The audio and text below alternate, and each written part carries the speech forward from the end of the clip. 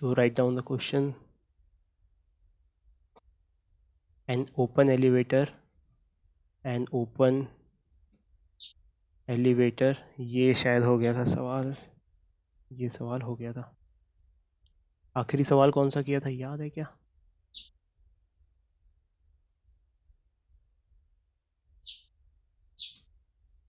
Car race वाला किया था।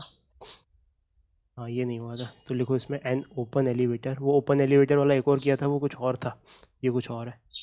So open elevator is ascending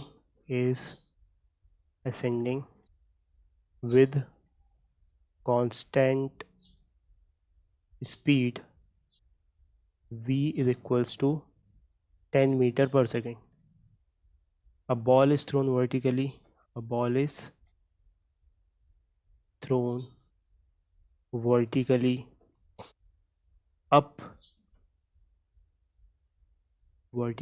up by a boy on the lift when he is at a height of 10 meter from the ground.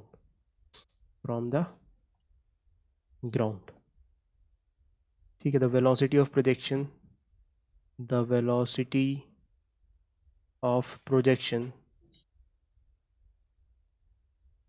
is v is equals to 30 meter per second with respect to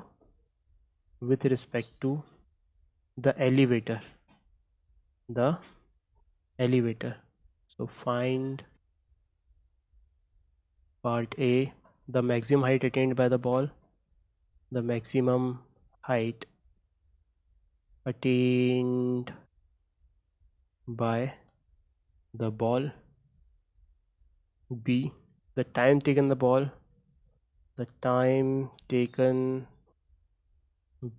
the ball to meet the elevator again, and C, the time taken by the ball to reach the ground after crossing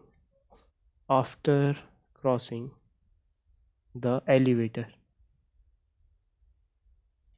ठीक है, question को note करो, फिर word by word पढ़ते हैं और situation को बनाते हैं।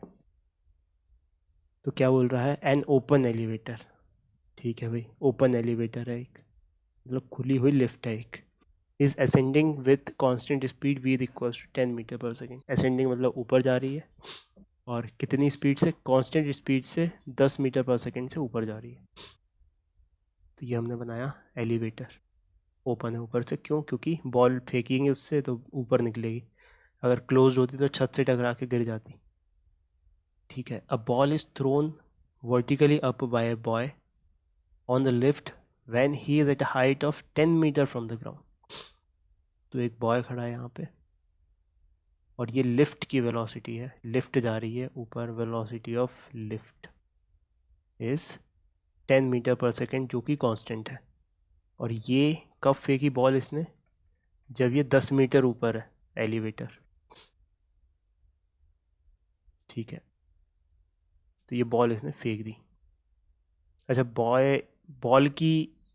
बॉल की लंबाई को ही 10 मीटर माना, कि बॉल ही 10 मीटर से फेंकी है, क्योंकि ऐसा कुछ मेंशन नहीं है कि आदमी का पाँव 10 मीटर पे है कि नाक 10 मीटर पे कि क्या। तो हम बॉल जहाँ पे फेंकी है जिस लेवल से, उसको 10 मीटर मानते हैं यहाँ पे। तो उसने फेंकी, कितने से फेंकी? From the ground with the velocity of projection 30 metre per second with respect to the elevator.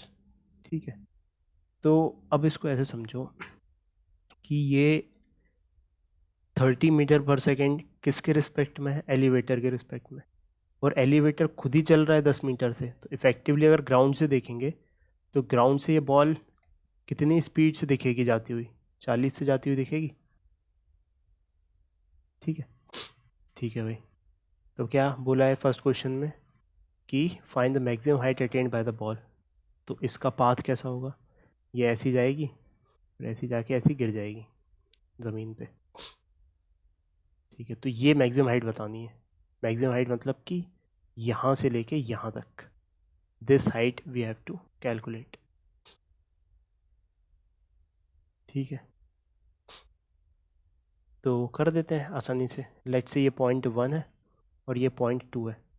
तो पॉइंट 1 से 2 में इस टॉप मोस्ट पॉइंट पे पहुँच के वेलोसिटी 0 हो गई। So s is equals to v square minus u square is equals to 2as लिख देते हैं। तो v square minus u square is equals to 2as। V कितना? 0 माइनस 40 स्क्वायर, क्योंकि यू 40 है, 40 square is equals to 2। Acceleration नीचे की side g है तो -10, और ये s, ये वाली चीज़ ऐसा आएगी। This is s, we are calling it an our equation. So this comes out to be -1600 upon -20। तो इससे 0 से 0 कटा, यह है अपने पास, माइनस से माइनस कटा तो 80 मीटर। इसका मतलब ये वाली चीज़ हो गई 80 मीटर। और हम तो क्या ग्राउंड से पूछा है मैक्सिमम हाइट, तो फर्स्ट का आंसर क्या होगा? 80 + 10, क्योंकि 10 ऑलरेडी था। सो फर्स्ट का answer is 80 meter + 10 meter, so that is 90 meter. ठीक है, तो ये क्या लिखेंगे हम? 90 मीटर। ठीक है, फिर उसके बाद the time taken by the ball to meet the elevator again. अच्छा, बोल रहे कि time taken by the ball बताओ कि एलिवेटर को फिर से मिले वो। तो अब ये ऐसे जाके कुछ ऐसी आ रही होगी, तब तक एलिवेटर भी यहाँ से ऊपर पहुँच चुका होगा। लेट्स से यहाँ तक पहुँच गया एलिवेटर, तो एलिवेटर यहाँ पहुँच गया। तो इसका मतलब यहाँ से यहाँ तक का टाइम निकालना है। तो ऐसी सिचुएशन में क्या करें? ऐसी सिचुएशन में अपन लिफ्ट के कंपैरेटिव में ही सॉल्व कर लेते हैं, ताकि एक ही चीज़ को देखना पड़े। तो हमने विद रिस्पेक्ट टू लिफ्ट ही देख लिया, विद रिस्पेक्ट टू लिफ्ट। तो अब लिफ्ट के रिस्पेक्ट में ये क्या, बॉल यहाँ से फेंकी है 30 से, और लौट के यहीं पे आ जाए, ये वाला टाइम चाहिए हमें।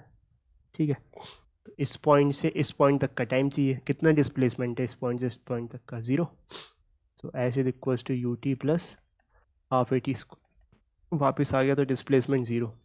यू कितना था? 30 ऊपर की साइड, टाइम निकालना है, टी रख दिया, प्लस हाफ एक्सीलरेशन। तो क्योंकि इसका एक्सीलरेशन तो 0 है, तो एक्सीलरेशन जो ग्रेविटी का है वही फील होगा सर। हाँ हाँ सर, लिफ्ट भी मूव कर रही है तो अपन इसमें 10 मीटर पर सेकंड माइनस नहीं करेंगे थर्ड बॉल की स्पीड में से? नहीं, असल में 40 है, 40 में से मैंने माइनस करके ही लिखा है ये 30।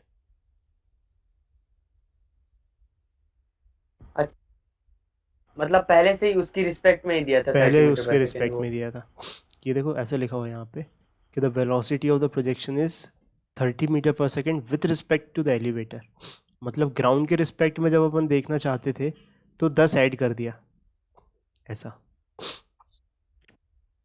ठीक सर। ठीक है, अब एक्सीलरेशन लिफ्ट का 0 है, तो एक्सीलरेशन जो बॉल का होगा ग्रेविटी की वजह से वही लिख देंगे, तो -10t²। अब ये क्वाड्रेटिक इक्वेशन बन गई, इसको सॉल्व करने में हमें महारत हासिल है। तो 30t -5t² is equals to 0। तो यह है अपने पास 5t common, t -6 is equals to 0। तो t की दो वैल्यूज़ आई, t is equals to 0 and t is equals to 6 seconds. तो 0 मतलब जब फेंकते टाइम वाली प्रोसेस करके दे दिया उसने टाइम, और t इज इक्वल्स टू 6 जब लौट के आई है। तो final answer sir is, 6 minus T होगा क्या? मतलब मैंने माइनस से मल्टीप्लाई कर दिया पूरी इक्वेशन को, इसलिए इस चीज़ को मैंने पॉजिटिव को लिख दिया, ठीक इसको सर। नेगेटिव लिख दिया। ये अपने पास हो गया 6 सेकेंड्स आंसर इसका। मतलब सेकेंड का आंसर है अपने पास 6 सेकेंड्स।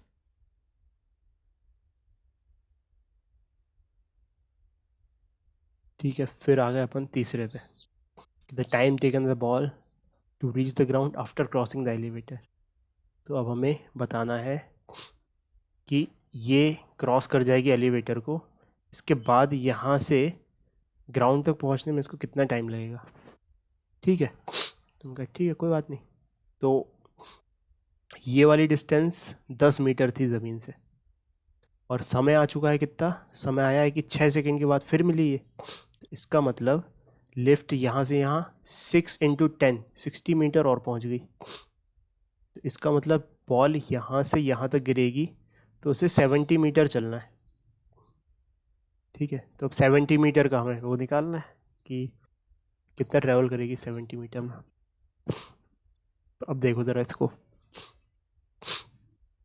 तीसरे वाले का, कि हमें वो सिचुएशन निकालनी है जब ये बॉल 70 मीटर नीचे गिर जाए। अच्छा, यहाँ पे स्पीड कितनी होगी बॉल की, ये हम किसके रिस्पेक्ट में देख रहे हैं, विद रिस्पेक्ट टू ग्राउंड। अच्छा, जब ऊपर फेंका था यहाँ पे तो 30 से ऊपर गई थी, तो नीचे साइड आते हुए कितनी होगी, 30 ही होगी। अब लिफ्ट की भी है 10, तो इफ़ेक्टिवली ग्राउंड के रिस्पेक्ट में कैसी हो जाएगी ये, 30 इधर और 10 ऊपर लिफ्ट की, तो नीचे इफ़ेक्टिवली 20। तो यहाँ पे इसकी स्पीड कितनी है, 20 metre per second. 20 metre per second से यहाँ से ये नीचे गिरी 70 मीटर, तो हमें बताना है कि ये कितना टाइम लगेगा इसे।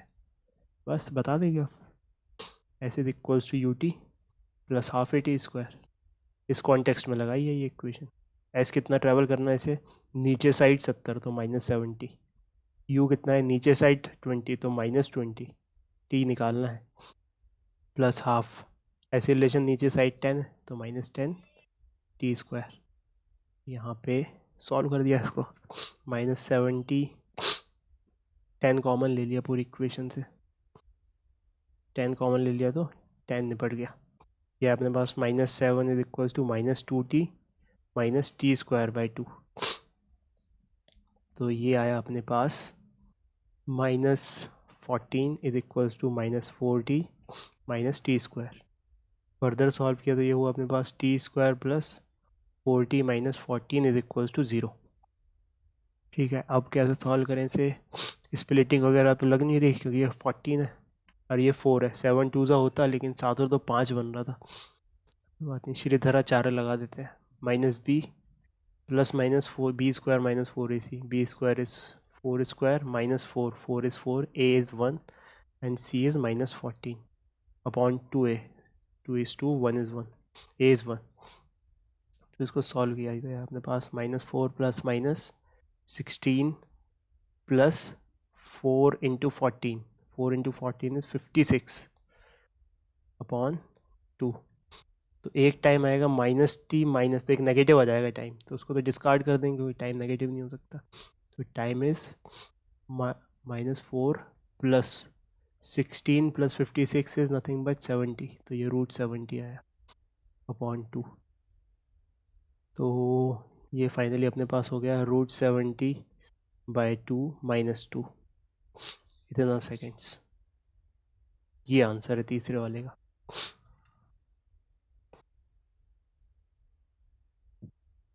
ठीक है, नोट करो इसको अच्छे से, बताओ कहाँ पे रखूँ स्क्रीन।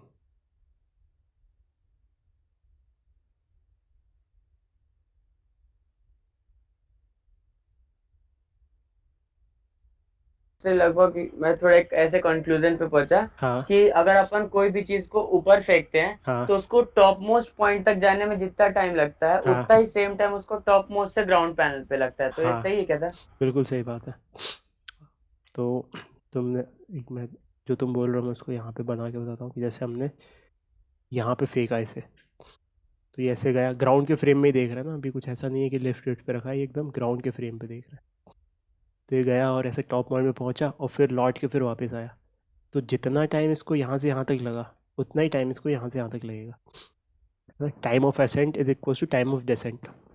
अच्छा, इसका रीज़न क्या है, मतलब क्या, मतलब बिना मैथमेटिक्स के अपन कैसे सर बता। रिटार्डेशन और एक्सेलरेशन सेम लगता है ना, -10 और +10 हो जाता है शायद इस वजह से। हाँ, और दूसरा सिमेट्री भी है कि जितनी एनर्जी ये लूज़ कर रहा है जितने टाइम में यहाँ से यहाँ तक, उतनी एनर्जी ये यहाँ से यहाँ तक आने में गेन कर रहा है और सेम रेट से गेन कर रहा है ना, तो इसलिए ये ऐसा है।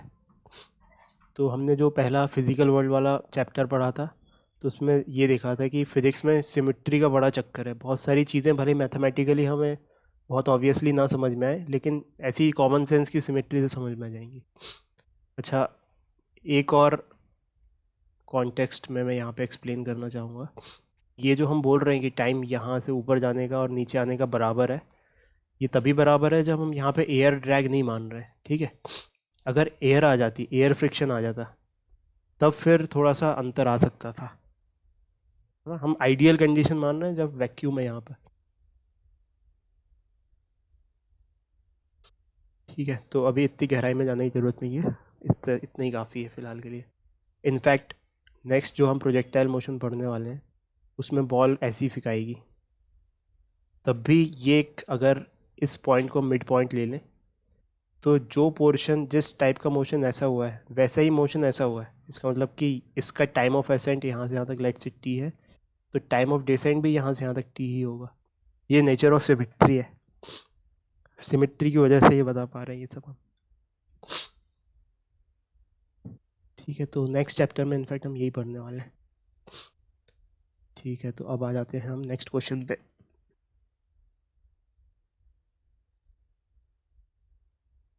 From an elevated point A, लिखते जाओ along with me, from an elevated point A, a stone is projected vertically upwards. When the stone reaches a distance h below A, its velocity is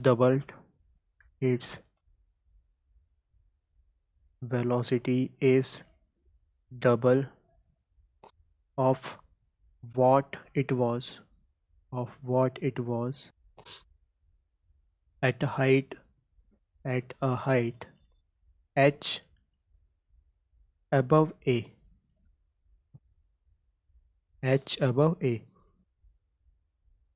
Full stop. Show that the greatest height attained by the stone is 5/3h. The stone is 5/3h. तो इस सवाल को हम word by word पढ़ते हैं। From an elevated point मतलब कि कुछ पॉइंट ज़मीन से ऊपर है, ठीक है। एलिवेटेड का क्या मतलब, ऊंचा है एक पॉइंट। तो लेट्स से ये ज़मीन है और पॉइंट यहाँ पे कहीं पे है, ये पॉइंट ए है। यहाँ से पत्थर फेंका गया, a stone is projected vertically upwards यानी कि ऊपर फेंका गया।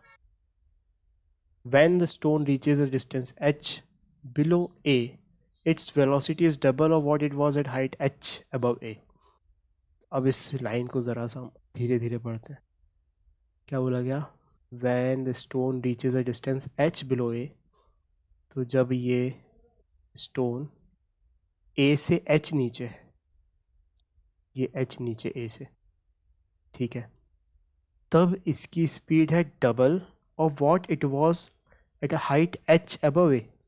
तो जब A पॉइंट से h ऊपर था, मान लो सपोज यहाँ पे h ऊपर, तो इसकी स्पीड जब नीचे है तब डबल है इससे। तो अगर इसकी स्पीड यहाँ पे थी v, तो यहाँ पे स्पीड कितनी होगी इसकी, यहाँ पे होगी 2v, ठीक है। ये सिचुएशन दी हुई है।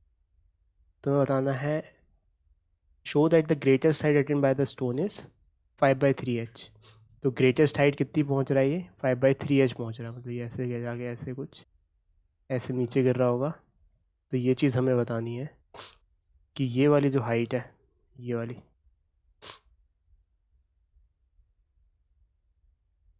दिस इज 5/3h,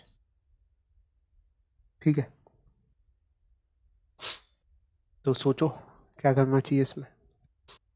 तुमने कहा ठीक है चलो, हमें एक ये वाला पॉइंट पता है जिस पे वेलोसिटी v मार्क्ड है, और एक ये वाला पॉइंट पता है, और दोनों के डिस्टेंसेस पता है ए पॉइंट से। तो लेट्स से हमने कहा कि जो फेंकी थी वेलोसिटी, वो फेंकने वाली वेलोसिटी u थी।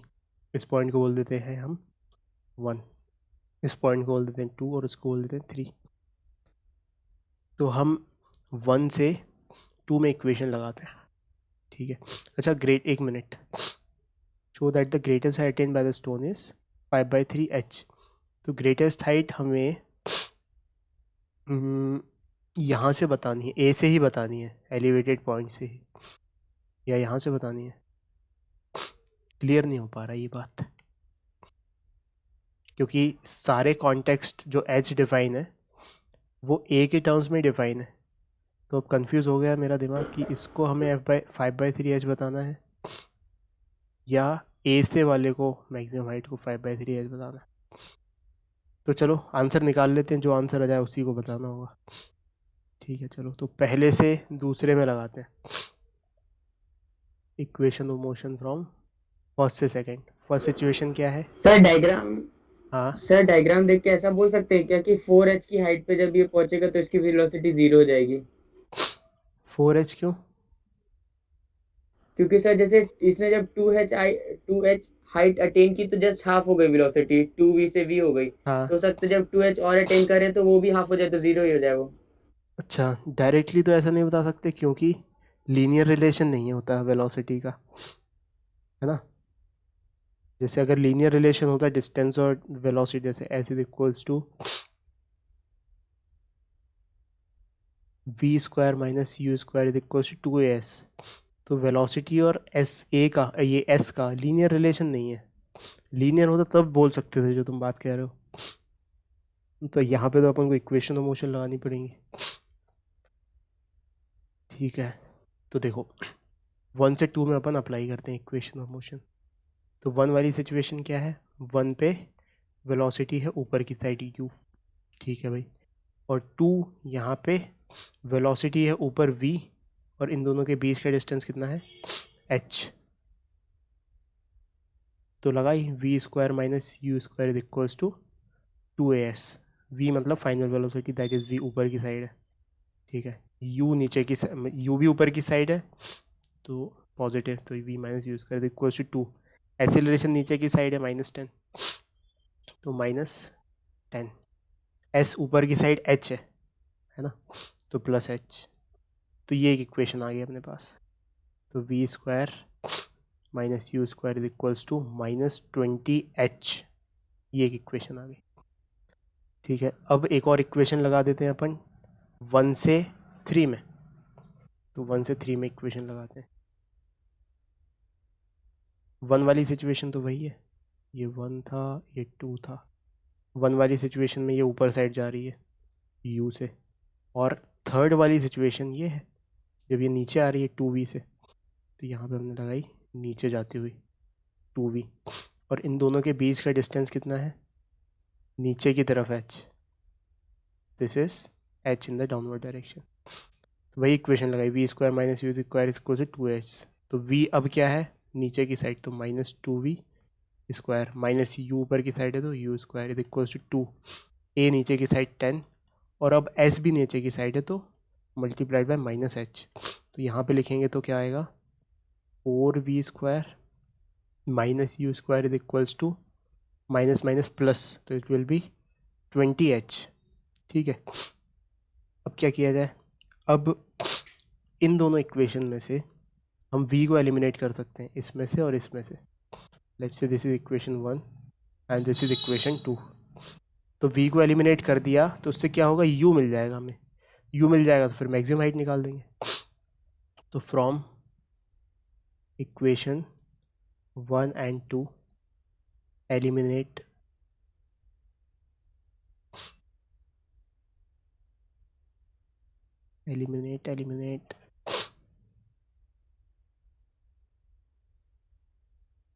v। तो कैसे एलिमिनेट करें?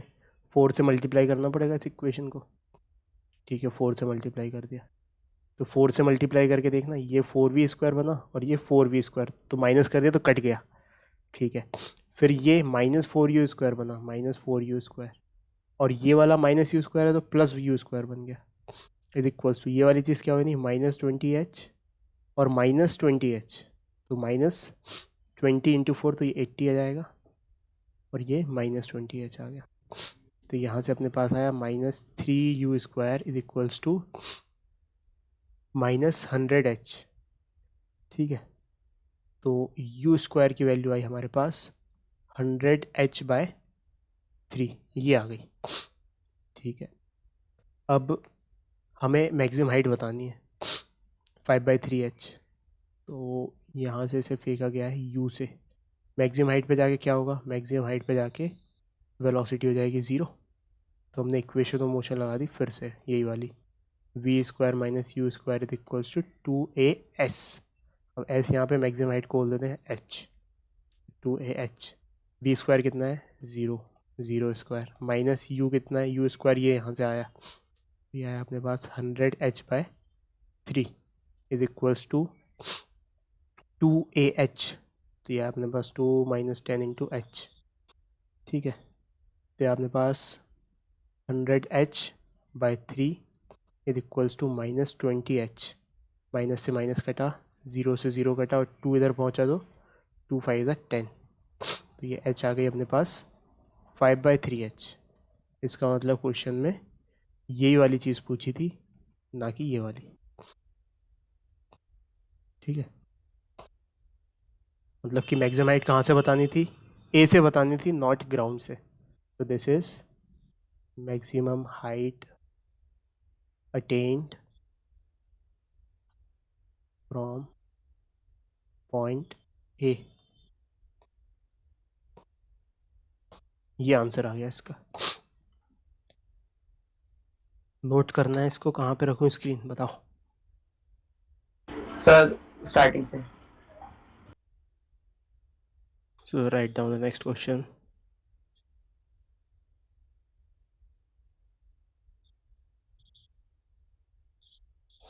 Velocity of a particle moving in a straight line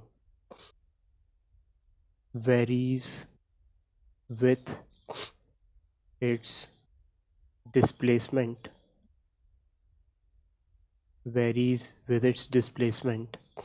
as v is equals to √4 + 4s meter per second।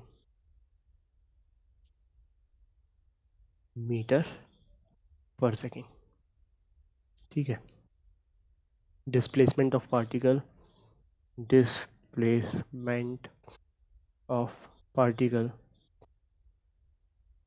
at time t is equals to 0 is s is equals to 0. So find displacement of particle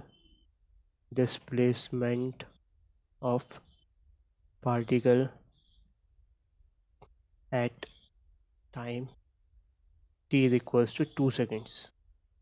ठीक है,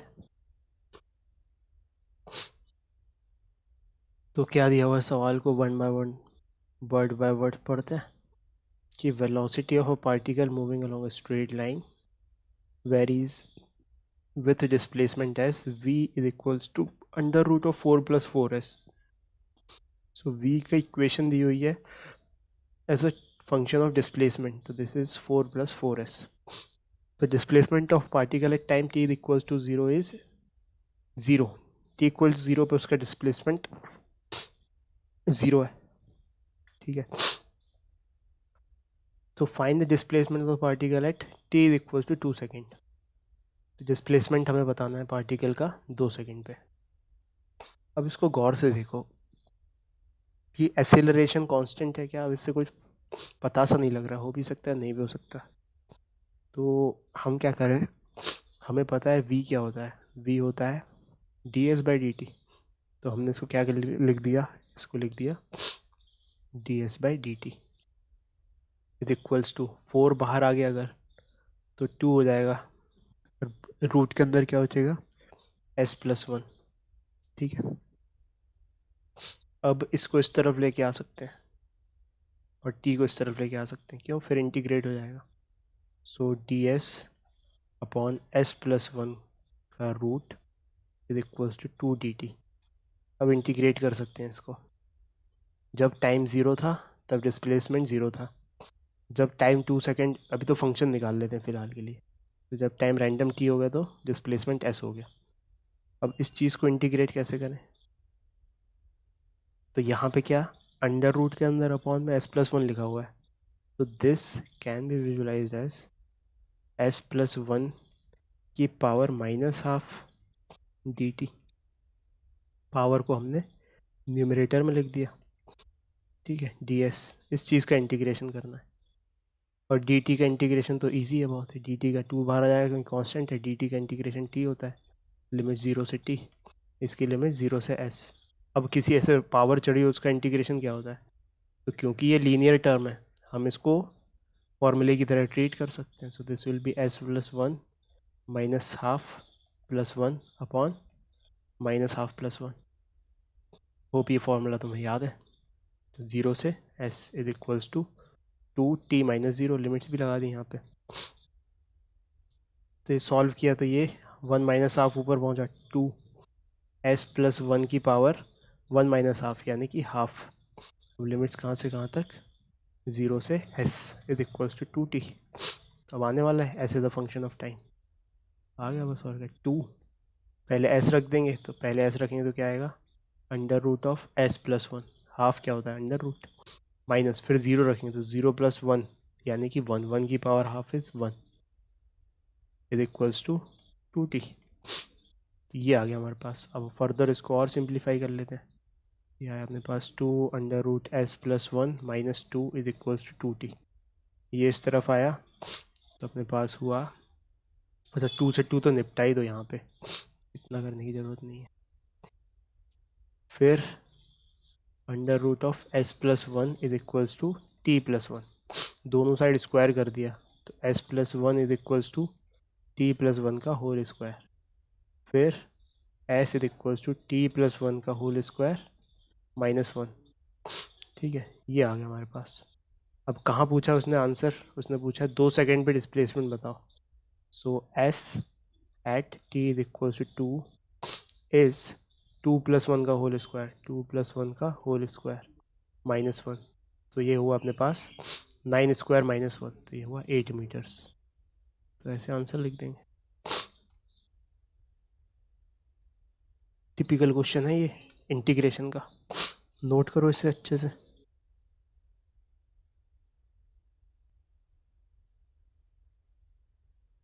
now move on to the next question, write down along with me. Figure shows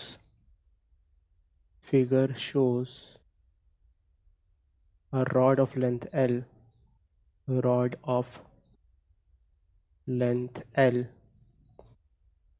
resting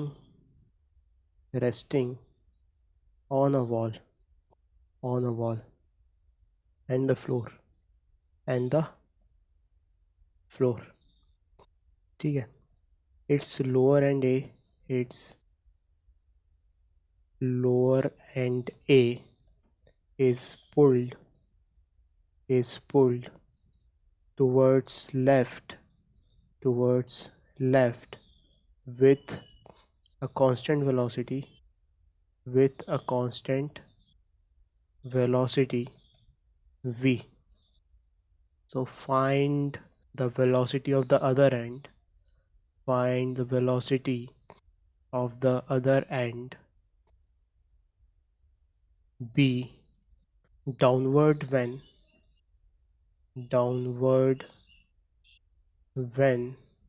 the rod makes an angle theta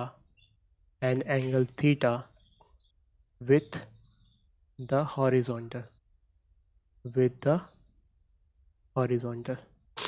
ठीक है। तो सबसे पहले तो figure भी दिया हुआ है, फिगर को देखो, ऐसा है, ये फ्लोर है और ये वॉल है।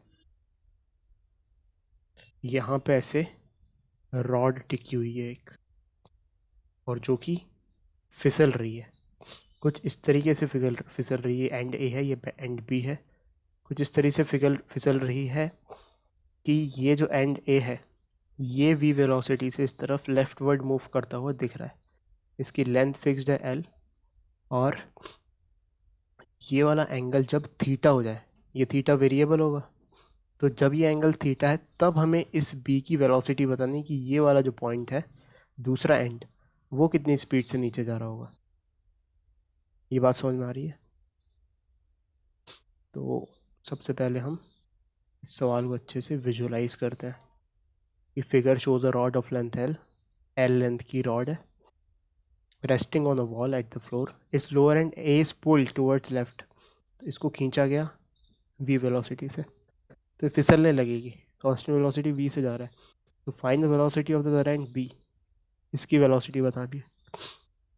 तो इसकी वेलोसिटी को हम बोल देते हैं, ये ऑफ कोर्स ऐसे नीचे फिसल रहा होगा, so this let's say this is vb। ठीक है भाई, find the velocity of the other end b downward when the rod makes angle theta with the horizontal।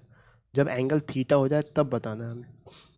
ठीक है, तो हम क्या करें, चलो हम बोलते हैं कि यार लेट्स से ये जंक्शन से इस पॉइंट की दूरी x बोल देते हैं, और इस जंक्शन से ये वाली दूरी को y बोल देते हैं।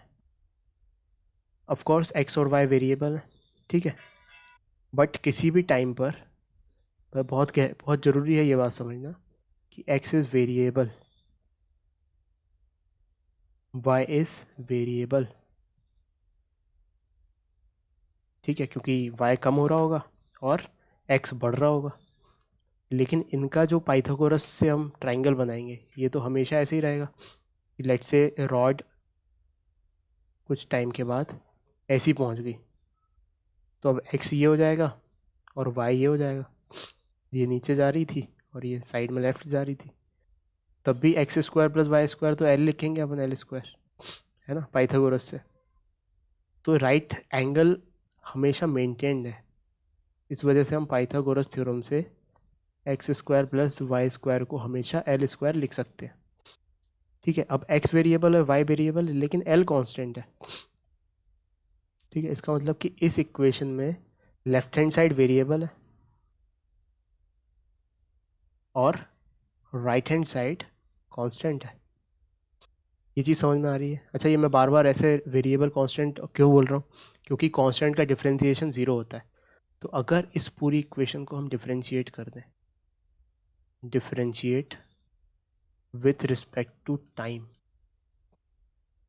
तो ये वाले का डिफरेंशिएशन क्या बनेगा, 2x dx बाई dt, है ना, क्योंकि x के टर्म्स में डिफरेंशिएट नहीं कर रहे हैं। अगर केवल x के टर्म्स में करते तो क्या लिखते, 2x, लेकिन यहाँ पे टाइम के टर्म्स में डिफरेंशिएट कर रहे हैं, फिर 2x dx by dt plus इसका differentiation 2y dy by dt is equals to L square का डिफरेंशिएशन 0, क्योंकि वो कांस्टेंट है, वेरिएबल का ही डिफरेंशिएशन होता है। ठीक है, अब dx बाई dt क्या है, dx बाई dt है rate of change of x, rate of change of x, यानी कि इसके बढ़ने की रफ्तार। इसका आंसर क्या होगा, प्लस v, क्योंकि ये बढ़ रहा है, बिकॉज x इज इंक्रीजिंग। ठीक है, dy बाई dt सिमिलरली क्या है, rate of change of y, ये है y, और y घट रहा है ना, so this is rate of change of y and this is minus vb, reason since y is decreasing. तो हम इस इक्वेशन को कैसे लिख देंगे, इस इक्वेशन को लिख देंगे 2xv प्लस 2y vb, और माइनस में तो यहाँ बीच में माइनस आ जाएगा, इज इक्वल्स टू 0। हमें क्या चाहिए, vb चाहिए, सो vb विल बी, ये उस तरफ गया, 2 से 2 कटा, तो गया x by y into v. अब x बाय वाई क्या है, x बाय वाई को देखते हैं, x upon y, base upon perpendicular, base upon perpendicular क्या होता है, cot theta, so x by y is cot theta. तो v b is finally v into cot theta. ये आंसर हो गया है ना। थीटा इसलिए ज़रूरी है, थीटा भी वेरिएबल है, लेकिन उस मोमेंट पे थीटा पर ही डिपेंड कर रहा है ये। आया है समझ में बात? अच्छे से नोट करो इसको।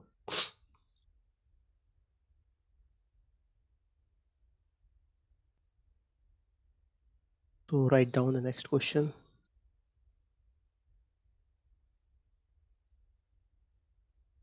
A man wants to reach point B on opposite bank of a river. On opposite bank of a river which is flowing at a speed as shown in the figure। ठीक है। what minimum speed relative to water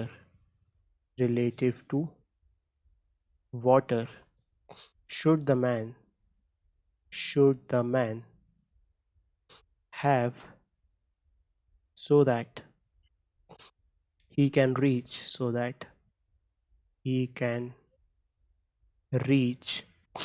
point B। ठीक है। in which direction should he swim और जो diagram है वो कुछ इस प्रकार है। ये रिवर है, रिवर की वेलोसिटी u है, इधर आदमी यहाँ से शुरू हुआ और B पॉइंट यहाँ पर है। ये एग्जैक्टली अपोजिट पॉइंट होता, लेकिन वो एग्जैक्टली अपोजिट नहीं, कुछ ड्रिफ्ट मार के पहुँच रहा है वहाँ पे। ठीक है। एंड दिस इज ऐसे पहुँच रहा हो।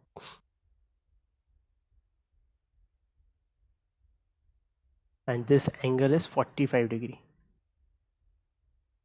ठीक है, अब पढ़ो इस क्वेश्चन को। तो क्वेश्चन को पढ़ना शुरू करते हैं।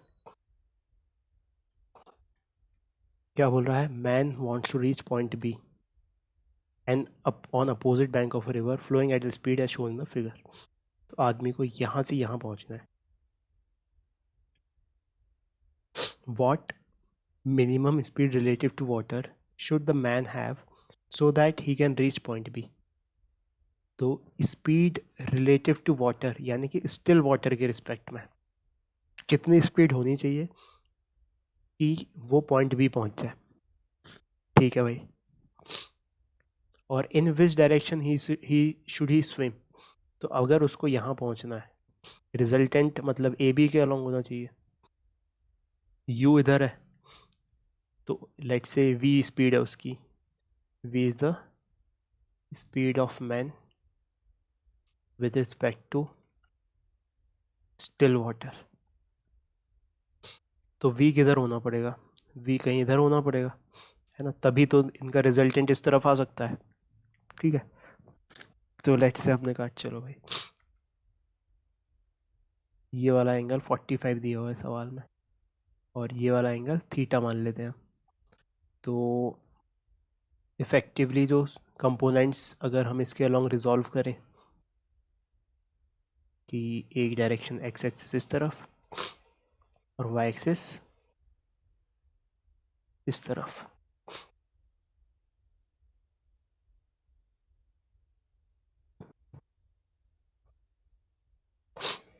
ठीक है।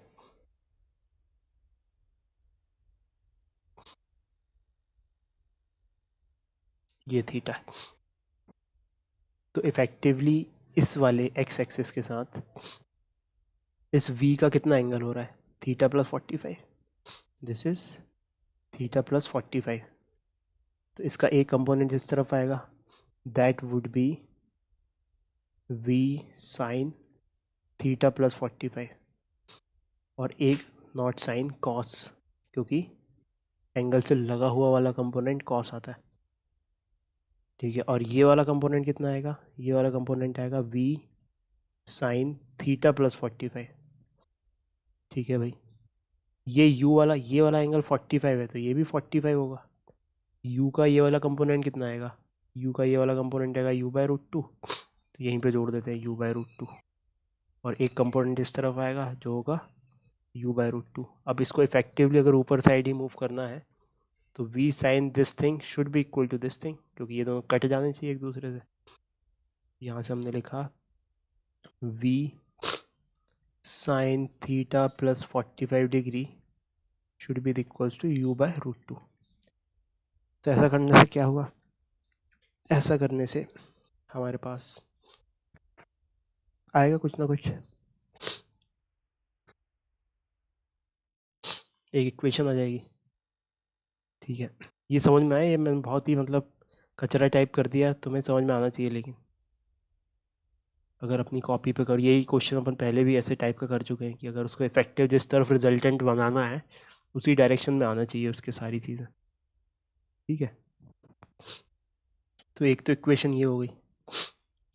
अब क्या किया जाए, अब क्या किया जाए, अब थीटा प्लस 45 की वैल्यू v के टर्म्स में आ जाएगी। चलो अब सेकेंड सिचुएशन, ये वाला क्या है, ये वाली स्पीड हो गई है v cos theta plus 45 and u/√2।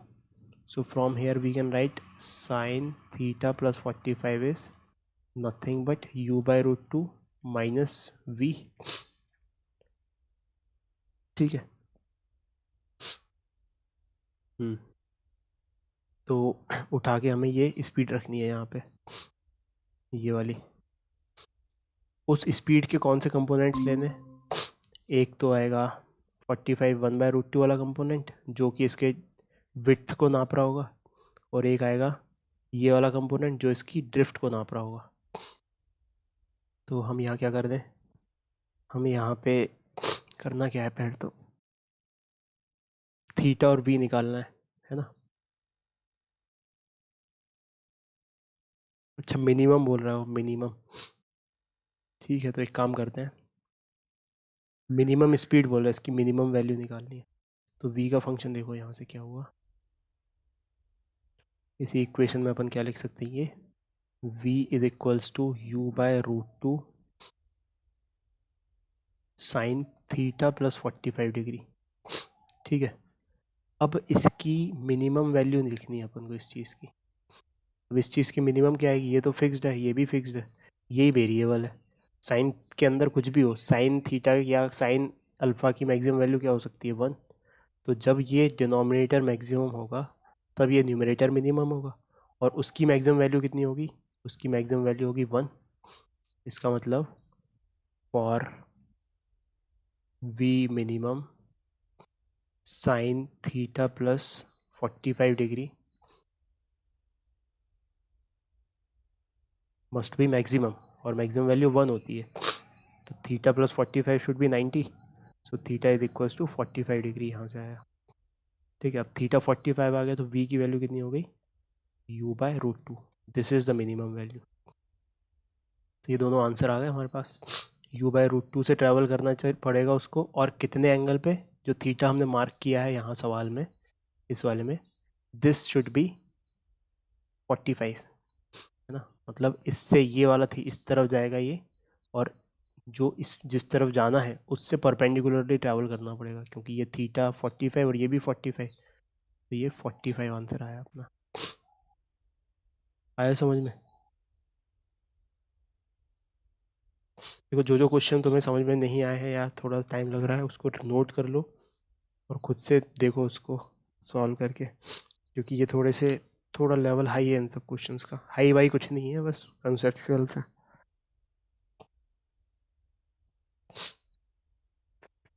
So note it down. So write down along with me. 3 particles A, B, C. 3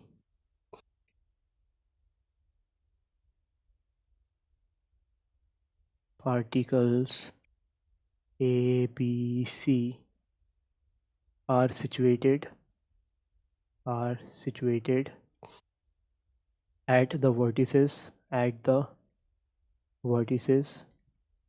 of an equilateral triangle ABC of side D at time t is equals to 0. Each of the particles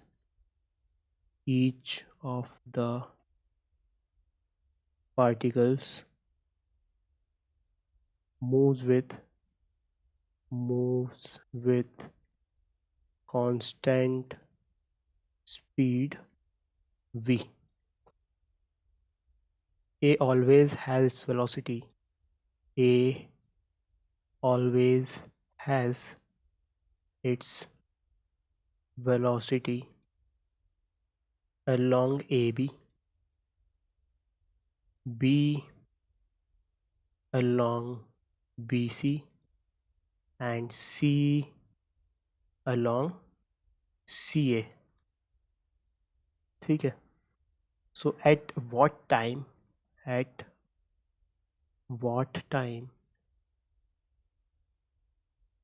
will the particles meet each other?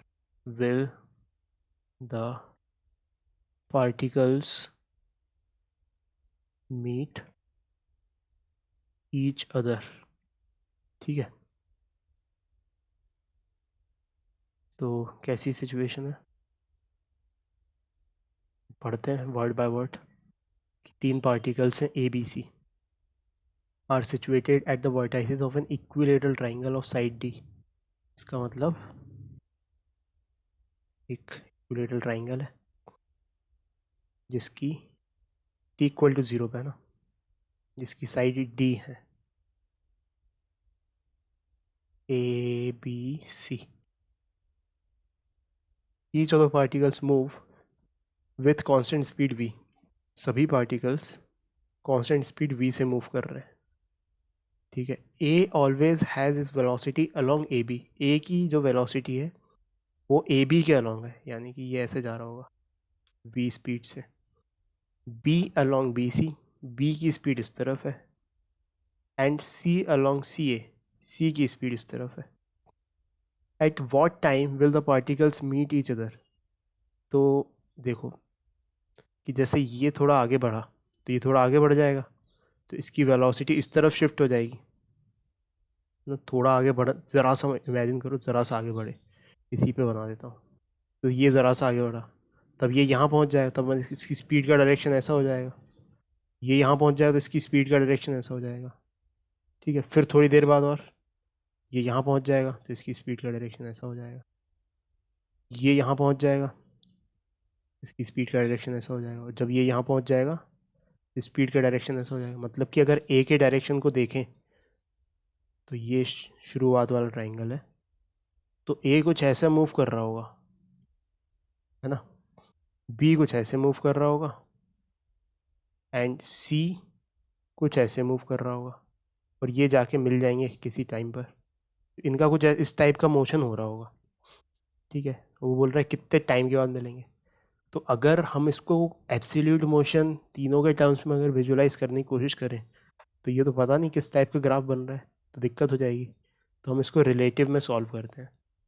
हम मान लेते हैं कि चलो B rest पे आ गया. ठीक है. Let's imagine B is at rest.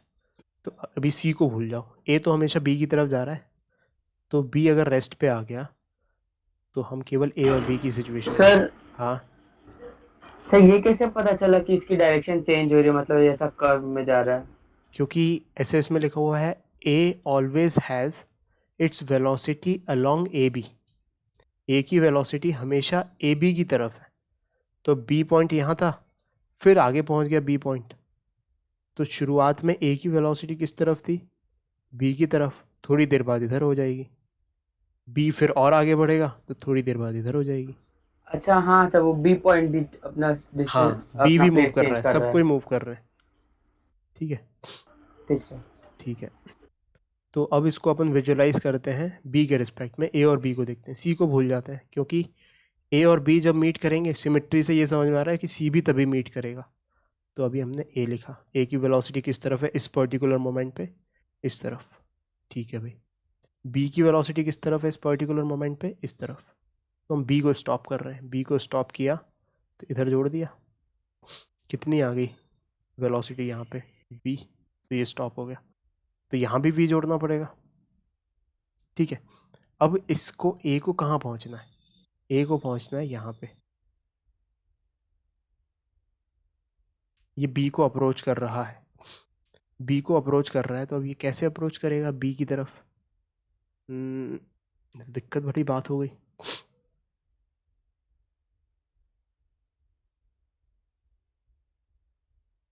b के रिस्पेक्ट में इसकी इफेक्टिव वेलोसिटी तो कुछ इस तरफ आ जाएगी,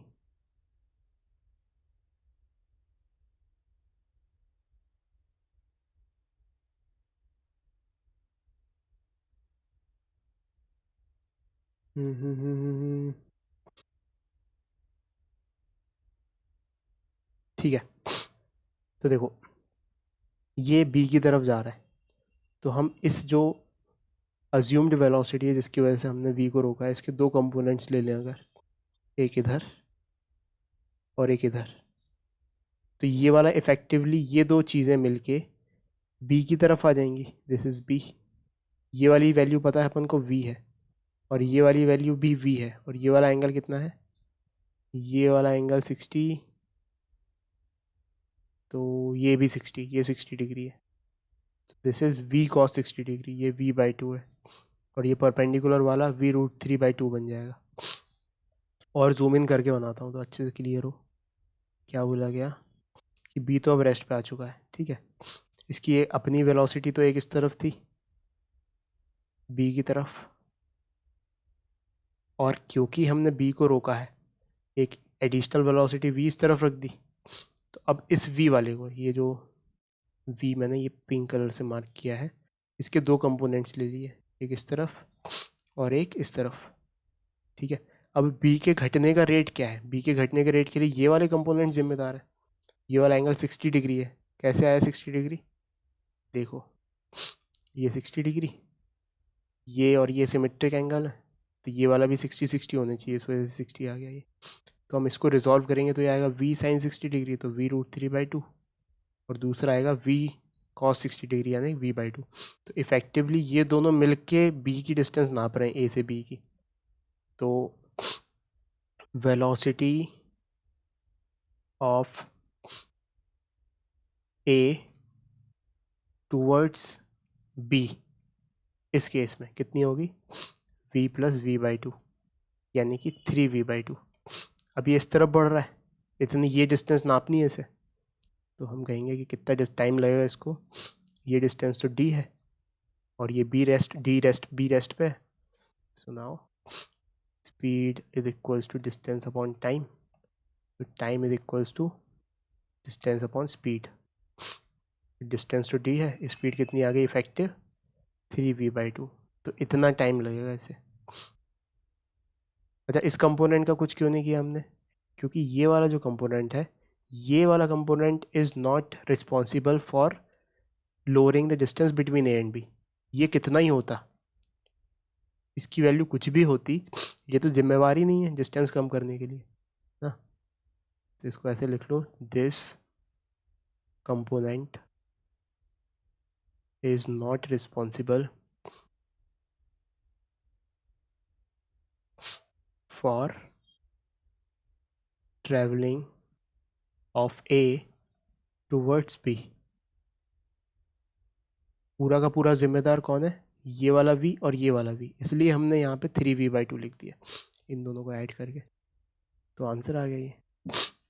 तो इसको विजुलाइज अपन अगर रिलेटिव में करें तभी आ पाएगा ये आसानी से, अगर ऐसा कुछ सोचने लग गया तो दिक्कत हो जाएगी। ठीक है, नोट कर लो इसको।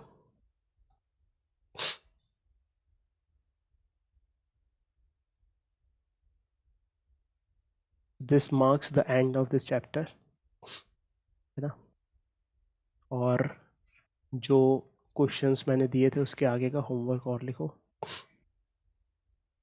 Please try to cope up with what homework I am giving, क्योंकि अगर ये तुम कोप नहीं कर पाओगे तो बाद में बहुत दिक्कत होगी.